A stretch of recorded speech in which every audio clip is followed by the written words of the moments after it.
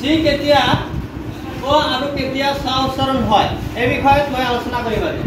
প্ৰথমতে মই লৈছো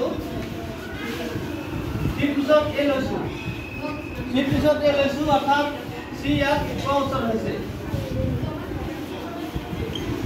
হা শব্দ এটা লিখিম যেনে কেট, কেট লিখিম এইটো ক উচ্চাৰণ হ'ল সি কেট।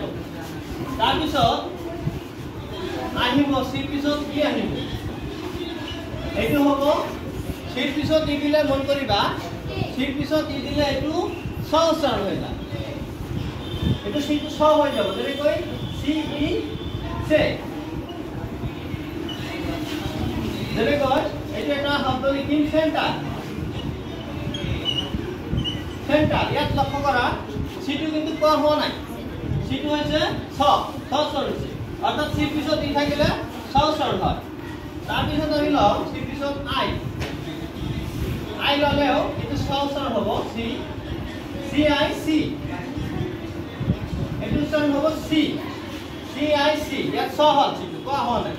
শব্দ এটা লিখিম যেনেকৈ চিনেমা,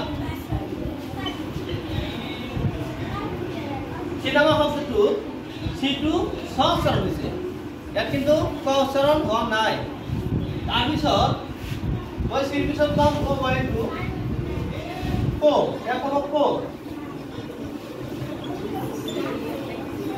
সিটো ইয়াত ক উচ্চাৰণ হৈছে ইয়াত কিন্তু ছ হোৱা নাই। শব্দ এটা লিখিম কমন, কমন হল। তাৰপিছত লাষ্ট থাকি গ'ল আমাৰ ইউ, সিৰ পিছত ইউ আহিলে এইটো হ'ব ক উচ্চাৰণ হ'ব আকৌ কা হ'ব, সি ইউ কা হয় বিশেষকৈ।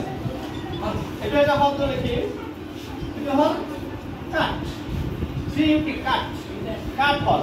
ইয়াত এটা বস্তু লক্ষ্য কৰিবা সেইটো হ'ল কেতিয়াবা আমি দেখা পাওঁ সি আৰু এইচ একেলগে থাকে, তেনেহ'লে এইটো কি উচ্চাৰণ কৰিবা, এইটো ছ উচ্চাৰণ কৰিবা। ধন্যবাদ, আশা কৰোঁ সকলোৱে বুজি পাইছা।